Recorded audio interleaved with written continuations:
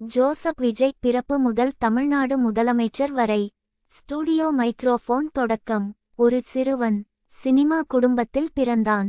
திரையில் குழந்தை நட்சத்திரமாக தோன்றினான். பின்னர் கதாநாயகனானான். கோடிக்கணக்கான ரசிகர்களை சம்பாதித்தான். அந்த ரசிகர்கள் பின்னர் ஒரு மக்கள் இயக்கமாக மாறினர். அதன் பிறகு அரசியலுக்குள் வந்தார். 2026 மே 4 தமிழ்நாட்டின் அரசியல் வரலாற்றையே மாற்றிய தேர்தல் முடிவு வெளியானது. அதன் பிறகு மே 10 2026 சி. ஜோசப் விஜய் தமிழ்நாட்டின் முதலமைச்சராக பதவியேற்றார். இது எப்படி நடந்தது? வாருங்கள், விஜயின் முழு பயணத்தை ஆரம்பத்திலிருந்து பார்ப்போம். குழந்தை பிறப்பு மற்றும் குடும்பம். 1974 ஜூன் 22 சென்னையில் ஜோசப் விஜய் பிறந்தார். திரைப்பட இயக்குனர் எஸ்.ஏ. சந்திரசேகர் மற்றும் பாடகி ஷோபா சந்திரசேகர் ஆகியோரின் மகனாக பிறந்த விஜய்க்கு சிறு வயதிலேயே சினிமா உலகத்துடன் தொடர்பு ஏற்பட்டது.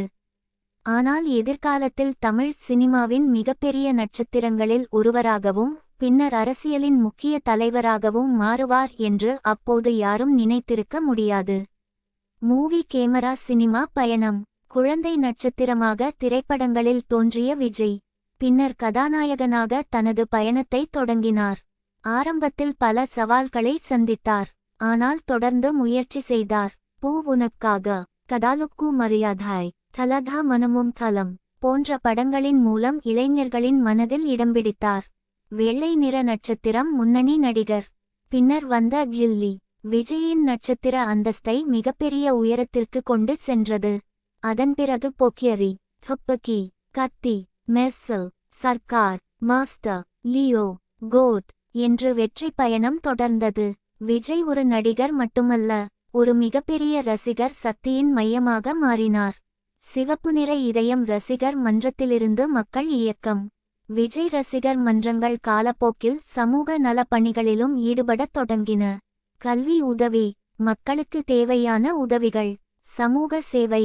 இதன் மூலம் ரசிகர் அமைப்பு படிப்படியாக ஒரு மக்கள் இயக்கத்தின் தன்மையை பெற்றது. இதுவே பின்னர் விஜயின் அரசியல் பயணத்திற்கு ஒரு முக்கியமான அடித்தளமாக அமைந்தது. பழைமை வாய்ந்த கட்டிடம் தமிழக வெற்றிக் கழகம். 2024 பிப்ரவரி 2 விஜய் தனது அரசியல் கட்சியை அறிவித்தார். அந்த கட்சியின் பெயர் தமிழக வெற்றிக் கழகம். சினிமாவில் இருந்து அரசியலுக்கு இது விஜயின் வாழ்க்கையில் மிகப்பெரிய திருப்பமாக அமைந்தது. அவர் தனது அரசியல் பயணத்தை மக்கள் நலன் மற்றும் மாற்றத்தை மையமாக கொண்டு முன்னெடுத்தார். ஓட்டுடன் வாக்கு பெட்டி. 2026 தேர்தல். பின்னர் வந்தது 2026 தமிழ்நாடு சட்டமன்ற தேர்தல். விஜய் தலைமையிலான டிவிகே முதல் முறையாக சட்டமன்ற தேர்தலை சந்தித்தது. முடிவுகள் வெளியான நாள் மே 4 2026 தமிழ்நாடு அரசியலில் ஒரு மிகப்பெரிய மாற்றம் ஏற்பட்டது. டிவிகே 108 தொகுதிகளில் வெற்றி பெற்று தனிப்பெரும் கட்சியாக உருவானது.